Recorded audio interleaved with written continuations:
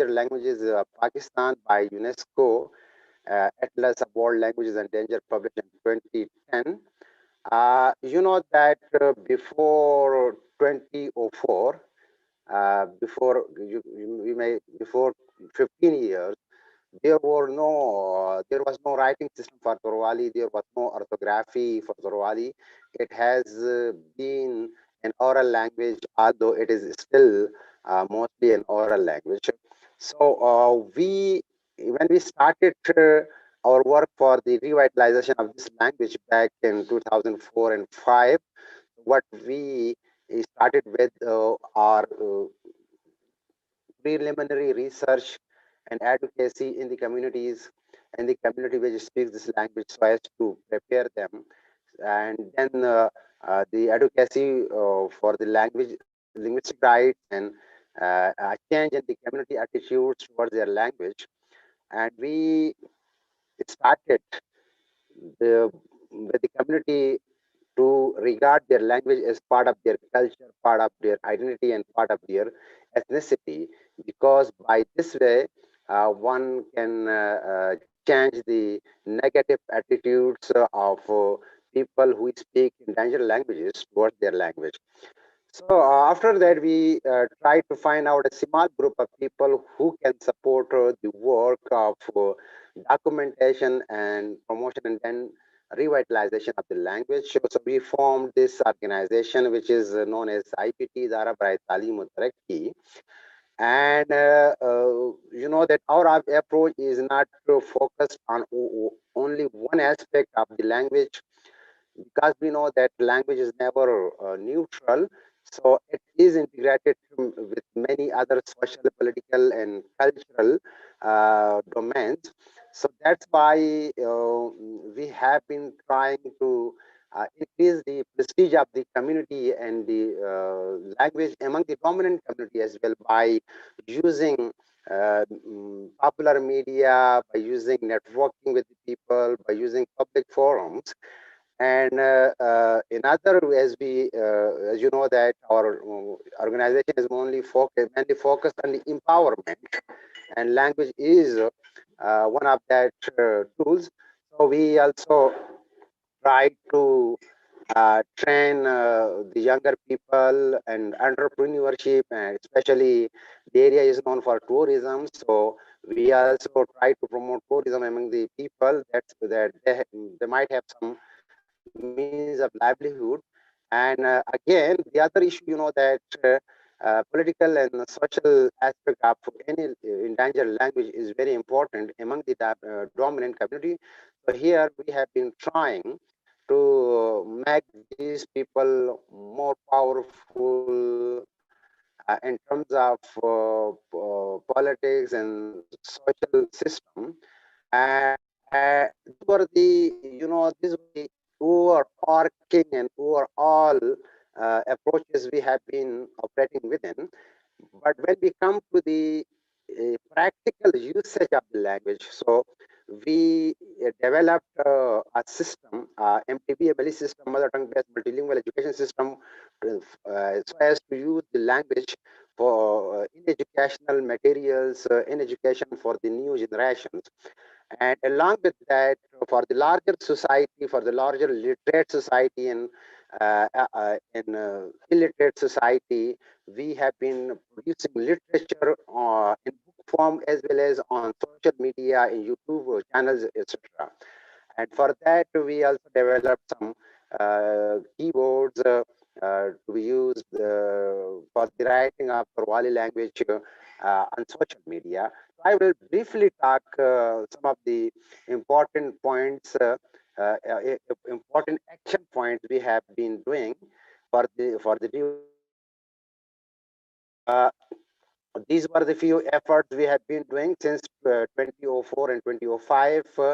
I've already talked about those things, so I will go ahead to present a brief introduction of each of, not every point of this, but some some most important points.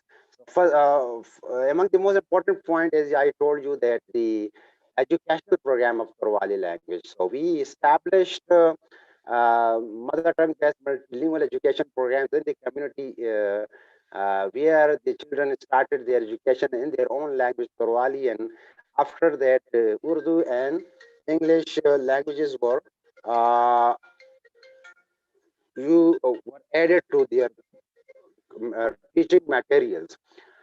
And we started the first school in 2008, and now there are such four schools in different locations of the Torwali speaking area. Where one of these schools is now in grade third.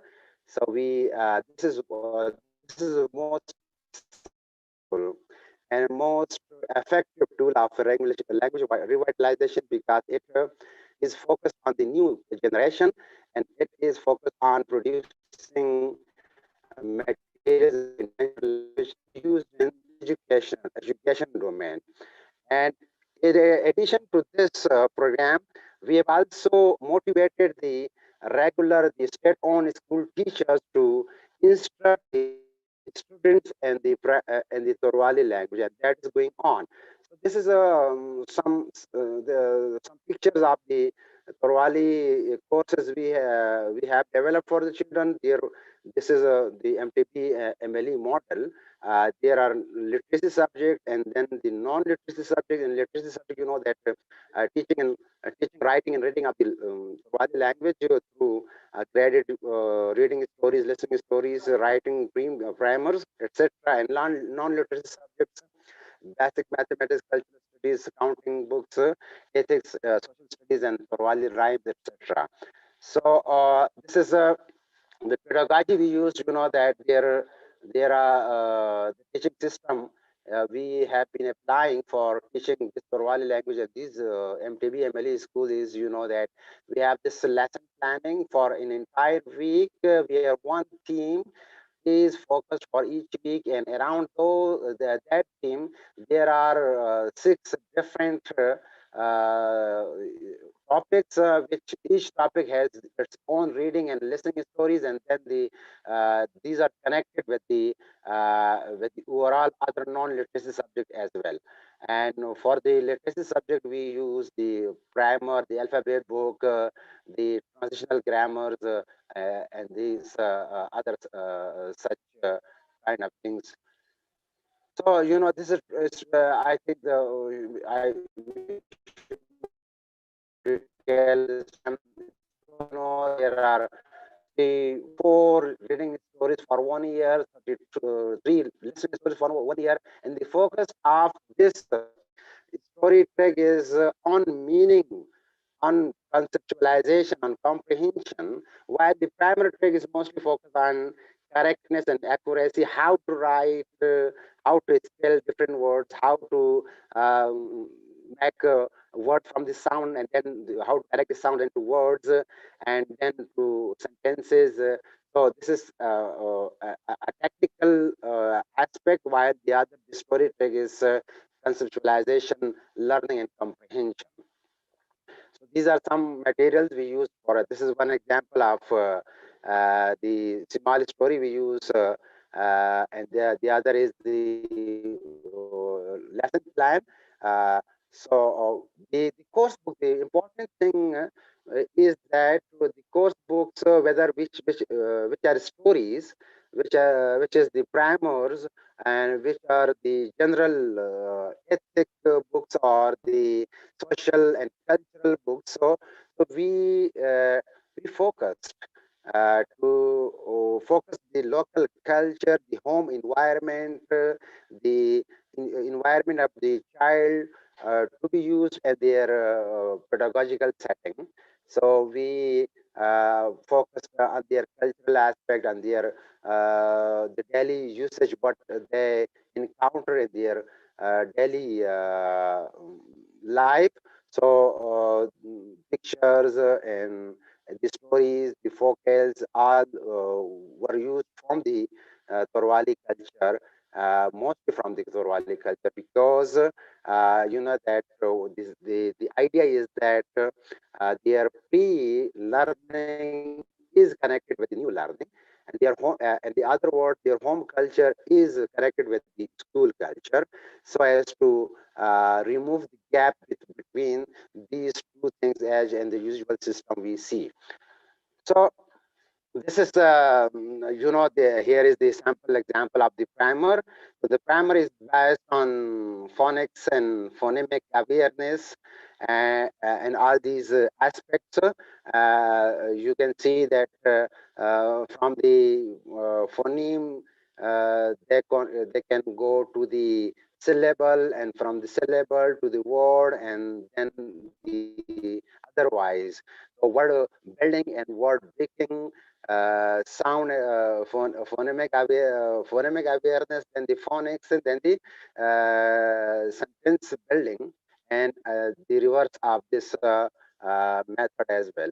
So we developed these courses as per the dominant educational theories behind them, especially the IBNH 6 discourse models, which is very in my sense, which is very useful for teaching reading and writing, or in other words, teaching literacy. So this was the, that as I told you, the language never operates in isolation. It is very well integrated with other aspects of the human life. So along with having our language in the educational system, uh, as far as we can, privately, these schools are private. We have also started to celebrate the abandoned culture, which was used before 4 decades ago, but now people have abandoned that. So we have tried to revive those cultural events and those music, dancing, traditional games, etc. We started holding cultural festivals in the communities, and through this cultural festival, there's a sense of identity, a sense of belonging, and a change in the linguistic attitude of the people towards their language has changed, because in a post-colonial setting too, we see that the endangered community people, they usually see their language inferior, their culture inferior. They don't regard them to be equal to any other so-called high culture language. So this way, they, there is an apathy found among these endangered communities speakers about their languages. So by holding cultural celebrations, by holding musical events within the community, one can change the attitude of these people towards their language, and they regard it valuable, and it gets prestige as well. Prestige when, by developing literacy, the language automatically gets prestige, while celebrating culture, the people develop sense of belonging, sense of ethnicity and identity. So we also started, along with educational materials and using the language in education, we also started the celebration of culture among the community, so as to instill a sense of self-esteem among those people. And for the larger communities, that along with the cultural oral activities, we have also started producing literature in their language. So this is one of the most effective tools, that when people see their language written, they get proud, they feel proud, because written word has the prestige over the oral word, unfortunately, though it is. So we have started producing uh, reading materials for the general public by producing literature in their, by documenting the oral literature of the language, for instance, for folklore, folk poetry, and folk tales, and making and publishing books and distributing those books among the communities free of cost. So these are, you can see the two pictures here, Inan and Inan Dome. Inan is one a collection of our Torwali poetry translated into Urdu. We published it 7 years ago, and now the second edition we publish it now. Along with those, we also try to, you can see these are the other books, the Urdu, English daily usage conversation, Torwali folk tales translated into Urdu and English, and the also dictionaries for children as well as for the researchers and scientific community as well. So these are materials, and this year, I mean, in January and February, we have published 7 books. 5 books are already published, and 2 are in the printing press now. You see, we have translated 3 biographies of our national Pakistani heroes like Muhammad Ali Jinnah, Allama Iqbal, Fatima Jinnah. So these short biographies were translated into Torwali, and they were distributed among the students of grade 8 and beyond, free of cost. And these are based on various books available in Pakistan. And along with that, we also published an anthology, a collection of poetry by a poet. And this is one. This is the first collection of a poet of Torwali, which we have published here in the name of Kashmala. And the other book, the Sarbulan, is that we are also working for networking, for educating, for making all the mountain communities of northern Pakistan so as to get political and social and epistemological power. So we have also published a journal which has more than 40 research papers in it, and this is in Urdu. So it is in the printing press now. So by using the language within the educational community, educational setting, then in the larger setting, and then developing its prestige among the dominant communities like Pashtuns and like in Urdu in Pakistan and internationally as well. And also, that we have seen that wherever there is in endangered language spoken, usually the women of the community are more related to their culture, and they are more in their culture. So we have started mother tongue based bilingual literacy project. Bilingual means Torwali and Urdu literacy projects for the adult women. So you can see the classes here for women who have been busy and learning their language, literacy of their language as well as of Urdu. So this is for women, and as I told you, there are though our schools are up to grade third now, but we have also developed course books for other grades up to grade fifth as well. So as to distribute free of course among some of the students of the state-owned schools, and motivate the state-owned schools teachers to, if they can, if there is a room, so they can also teach these books to the children. And they are doing, some of those children, those teachers now teach those subjects as well. And as I told you that endangerment of a language is a mix of, because of a mix of many factors. It is because of the social, political, and educational marginalization of the community, exclusion of the community from the social development. So we have also started campaign to increase the general education, access to education among the communities in the areas, because most of the mountain areas they don't have enough schools for girls, for boys as well, and for higher education. So we have also started campaigns for doing it, and this is, that this type of work has given a trust to us from the people, because they think that we are not only focused on one aspect of our endangered language, but we are overly focused for their well-being, their general development as well.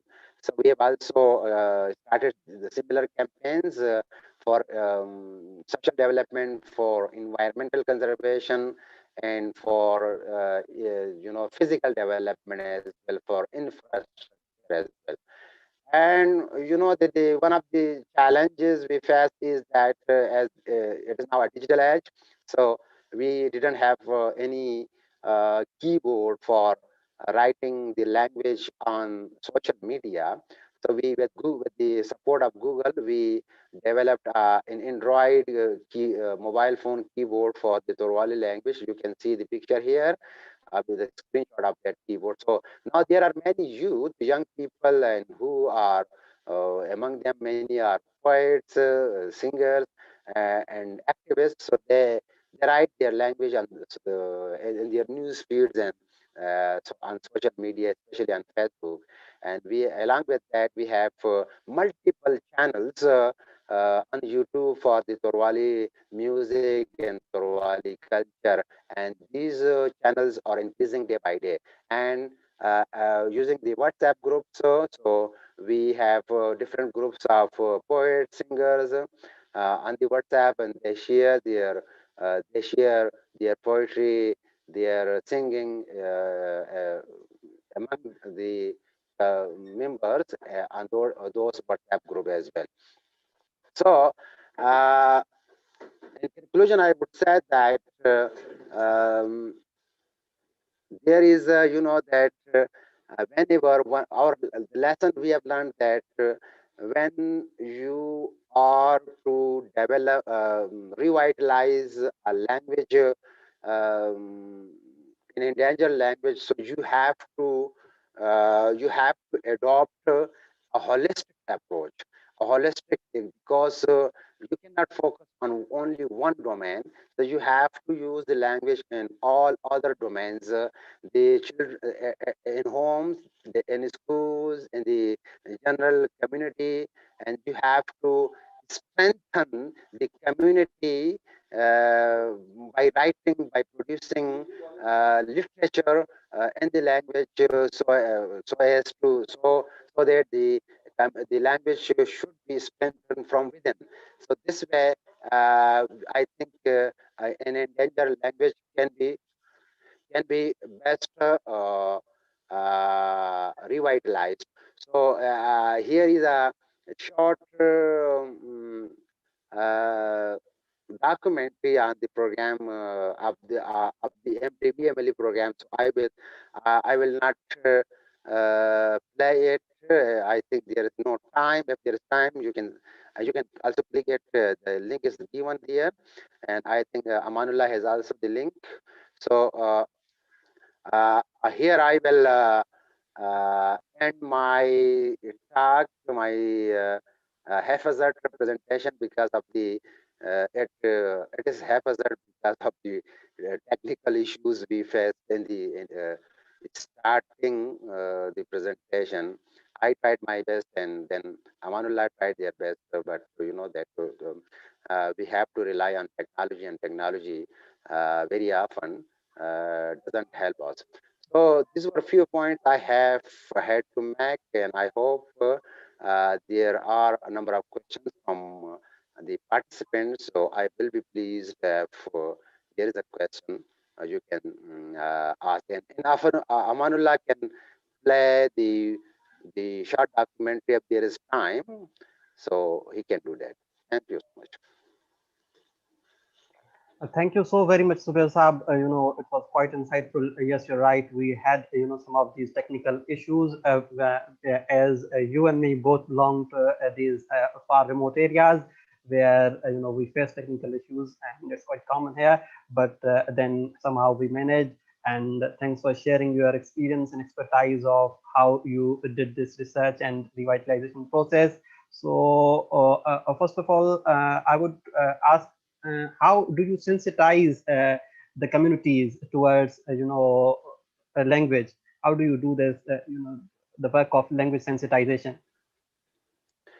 Amanullah, you know that it is a general finding out of all linguists and language activists working around the world that because of the colonial kind of path and kind of attitude, people of the community of the endangered language communities often don't regard their language as they should. And this is very common among the Torwali communities as well. But you know that when you focus only the language, I mean language, only the language, developing the language or promoting it, people will not support you. You have to integrate many other things. As I do, culture is a celebrating culture is a very good tool to do that, and also developing some identity among the communities. So we we we developed, we reclaimed the Torwali identity in the as well, and also doing some research in the past histories, because one of the tragedies with these endangered communities is that their past histories has been erased. They don't know who they are. So that's we have also tried to uh, uh, dig out the past history and then communicate it to the people. This way, first they got a sense of self-esteem, a sense of identity, a sense of a love of their culture. So automatically they will come to the work for their language.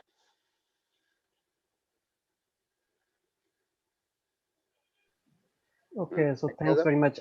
Yes, I'm monitoring the questions on Facebook, and Shushan asks us, "Thank you for your hard work. My question is, to what extent Torwali is considered endangered in the classification of world language endangerment?" Okay, it's a very nice question. You know that the UNESCO Atlas of the Endangered Languages published in 2010 included Torwali is you know that is not critically endangered but endangered. But you know that there has never been a survey by any Pakistani institution, say a university, to measure the endangerment of these languages, not only of Torwali but all other languages. As far as I can say that we have brought it out of the endangerment category to some extent. It is now on the upper reach of the endangerment. So it is still endangered, but we if I can say carefully that we have dragged it to the brim of the well where the endangered languages are lying. So there is the danger is still there. If we leave the work, so it can go, it will slide back to the bottom of the well. But if we keep working on, we can bring it out of that level. And Zubair Sab, could you share some of your experience about this MTABLE, curriculum and integrating mother language into, education? MTBMLE, mother tongue based multilingual education, you know that it is a trilingual educational model. So where the mother tongue is used as a language of instruction, a language, a medium of instruction. Uh, uh, uh, for the first, you know that it is usually it is a preschool program. So you have to start from very preschool program. So for the pre school 2 years, all the subjects are taught in the mother tongue, while later in the third year, uh, Urdu and English, in our case, are added to the teaching and learning materials to a system. First orally, then their literacy. So there is a language progression plan. You can say language sequencing of languages, how to add and where to add and when to add a language to the pedagogical system. So this MTBMLE system is basically a trilingual three-language model, which is, in our case, I think Torwali is used in the pre-school grades. Then after that, the Urdu and English are added, but Torwali is maintained as the language medium of instruction and that up to grade fifth. We are now in the on this stage, in the stage of grade third. We will go on with the same pedagogical system as MTB is. It is, that it primarily it was started. This MTB model in the world was started some 20 years ago by some good UNESCO, along with some other international organization in Africa, in Philippines, and other different parts of the world. So it was, that it is successful to some extent, but again, in our case, the only hurdle we feel is that it is, in a way, an early exit model. So if you cannot maintain the mother tongue teaching up to grade fifth or grade eight, so there is a danger that the model will not deliver. What do you expect? Thanks very much. That's wonderful. And I also remember, watching a few days ago a webinar on this model by TCF, the work they have done. So they are also, doing it, and it's quite successful there. So we have question from Meg Vilas, and sir, what do you suggest the role of a teacher for the protection of such endangered languages? Yeah, I think role of teacher as well as role of parents. These are very crucial roles.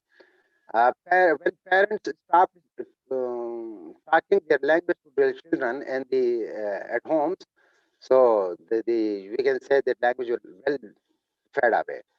And if teachers stop teaching or talking or speaking the mother tongue to the students they have in their schools, so the automatically the danger is that education is the formal education.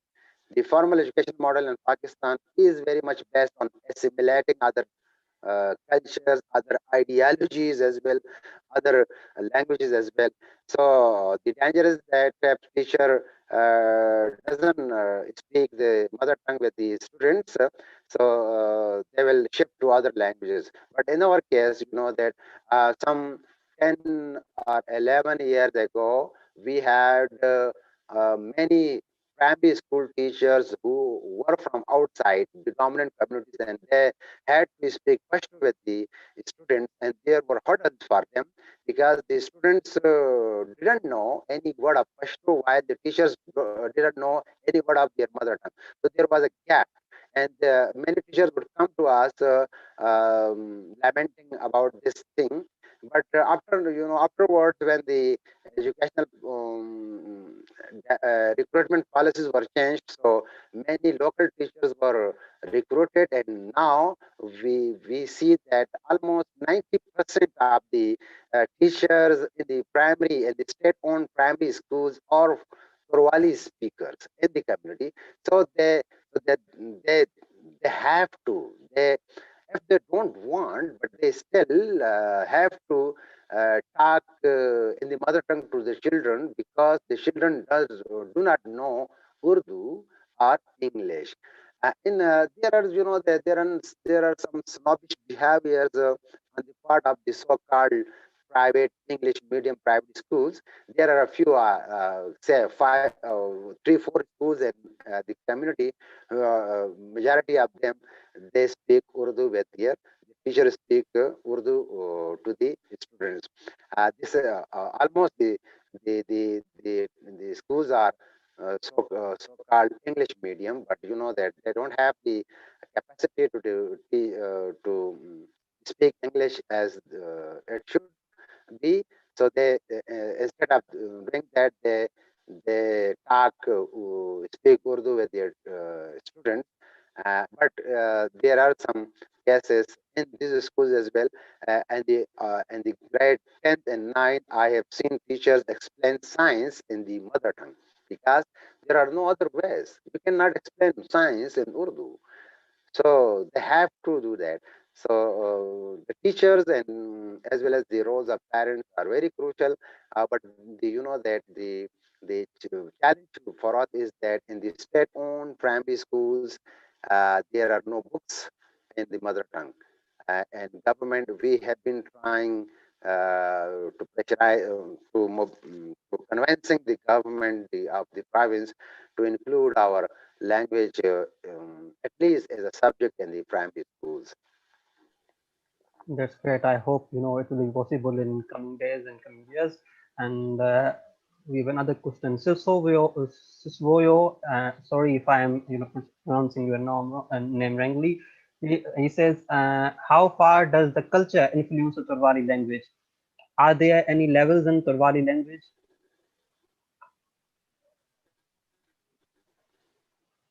You mean academic levels?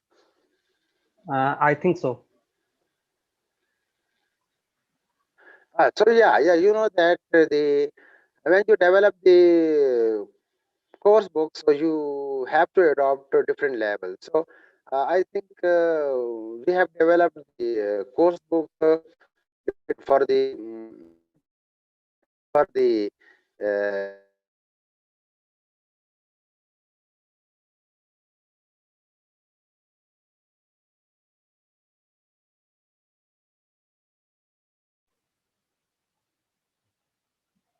Suresh Saab, I think we have lost you due to your internet connection.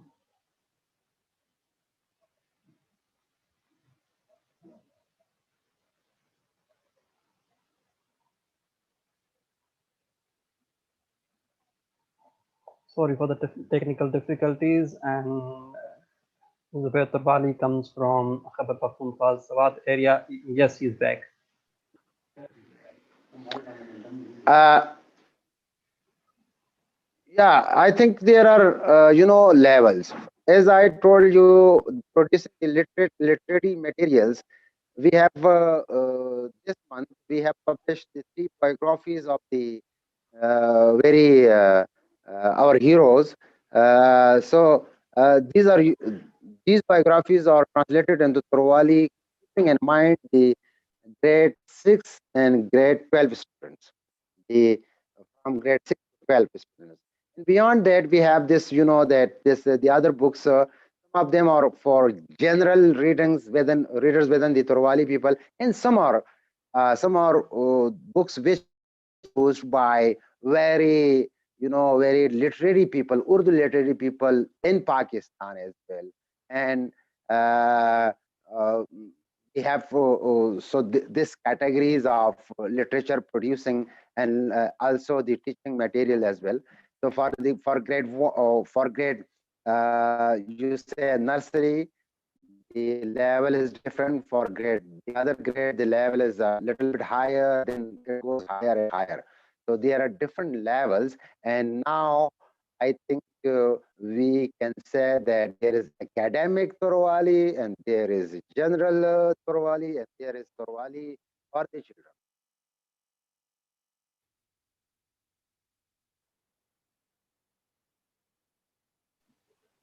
Great, Zubair Saab. So I don't see any other questions here. Let me monitor the chat again. And thanks for your explanation. A lot of thanks for your session and appreciation. My suggestion is that for teaching and learning to be protected, let's use our native language and local languages from all teaching subjects with our mother tongue. So, how do you see this coming? Definitely agree. Really, not initially. As you know that as we have been translating this wide of this English direct into Torwali, so we came across many difficulties. How to introduce, for instance, there were political terms, there were many different terms. As we many happiness was getting the Torwali sentence. So we put those words instead of the very technical Urdu or English ones. And you know, I think one complaint people of endangered languages always make is that many things, many technical or highly academic things can't be written in our languages. I think that this is a superficial view, superficial in the way when you go deeper and deeper, and when you dig out the very from the real people, I mean from the real who speak the endangered language in a pure form, so you can find different words for highly academic terminologies, and you can say as etymology of English words or many other words can tell us that these words, which are now very highly academically contextualized, they were used very simple when Zubair Sahib, if I can they interrupt were you, used. there is, a bit problem with your sound, so it is a bit low.